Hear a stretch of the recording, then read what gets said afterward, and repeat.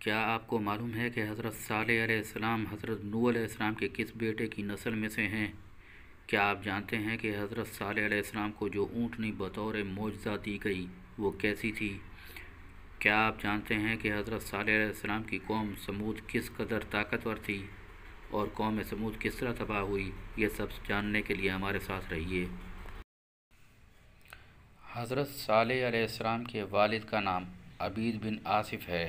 آپ چھٹے پیغمبر ہیں۔ آپ حضرت نوح علیہ السلام کے بیٹے سام کی نسل میں سے ہیں۔ آپ علیہ السلام کا سلسلہ نسب یوں ہے: صالح بن عبید بن آصف بن ماشی بن عبید بن حاضر بن سمود بن ارم بن سام بن نوح علیہ السلام۔ حضرت صالح علیہ السلام کو قوم سمود کی طرف بھیجا گیا۔ سمود عربی نسل قوم تھی۔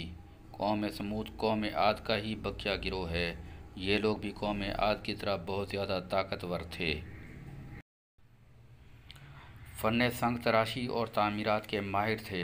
یہ لوگ پہاڑوں کو کاٹ کر اس میں نہایت مہارت سے مکان تراشتے تھے۔ یہ لوگ طویل العمر تھے۔ ویڈیو کے بیک گراؤنڈ میں قوم سمود کے بنائے گئے مکانات کی عکس بندی کی گئی ہے، جسے آسانی سے دیکھا اور سمجھا جا سکتا ہے۔ حضرت صالح علیہ السلام کا زمانہ حضرت ہود علیہ السلام کے بعد کا ہے۔ جس طرح عاد کو عاد ارم کہا گیا ہے، اسی طرح ان کی ہلاکت کے بعد سمود ارم یعنی عاد ثانیہ کہا جاتا ہے۔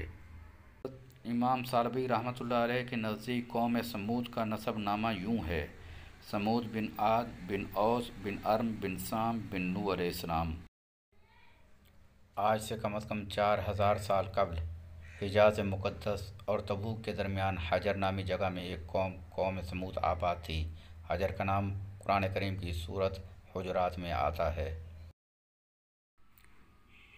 یہ ایک پہاڑی علاقہ ہے۔ اس قوم نے بہت ترقی کی۔ یہ لوگ پہاڑوں میں گھر بنا کر رہتے تھے، جس کی وجہ سے دشمن کبھی ان سے جیت نہ پاتے تھے۔ یہ شہر مدینہ منورہ کے شمال مغرب میں 380 کلومیٹر کے فاصلے پر واقع ہے۔ سمود بت پرست تھے۔ حضرت صالح علیہ السلام انہیں سمجھاتے اور دین کی دعوت دیتے تھے، لیکن انہوں نے ہر طرح سے قوم عاد کی پیروی کی۔ انہوں نے حضرت صالح علیہ السلام سے کہا کہ اگر آپ سچے نبی ہیں تو کوئی نشانی لائیں۔ اللہ تعالیٰ نے حضرت صالح علیہ السلام کو معجزہ کے طور پر ایک بڑی جسامت والی اونٹنی عطا فرمائی، جو ایک پہاڑ کی چٹان پھٹنے کے بعد سب کے سامنے برآمد ہوئی۔ حضرت صالح علیہ السلام نے اپنی قوم سے کہا: اے میری قوم، یہ اللہ تعالیٰ کی اونٹنی تمہارے لیے ایک نشانی بن کر آئی ہے، لہذا اس کو چھوڑ دو، یہ اللہ کی زمین میں کھاتی پھرے، اور اس کو برے ارادے سے چھونا بھی نہیں، کہیں ایسا نہ ہو کہ تمہیں عنقریب آنے والا عذاب آ پکڑے۔ یہ اونٹنی معجزہ بھی تھی اور قوم کے لیے ایک آزمائش بھی تھی۔ چنانچہ اونٹنی جب پانی پیتی تو اس دن سارے کنویں کا پانی پی جاتی، اور لوگ اپنی حاجت دوسرے دن پوری کرتے۔ ایک عرصہ گزرا تو قوم بیزار آ گئی۔ قوم کے ظالم سرداروں نے اونٹنی کو ذبح کرنے کا فیصلہ کیا، اور ایک ظالم سردار نے اونٹنی کو ذبح کر دیا۔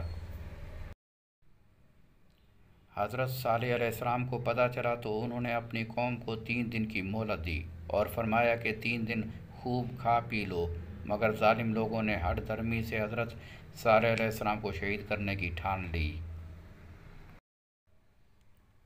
تفسیر روح المعانی میں ہے کہ سمود پر عذاب کی علامات اگلے صبح سے شروع ہو گئی۔ پہلے روز سب کے چہرے زرد پڑ گئے، دوسرے روز سرخ اور تیسرے روز سیاہ ہو گئے جیسے تاریکی چھا جائے۔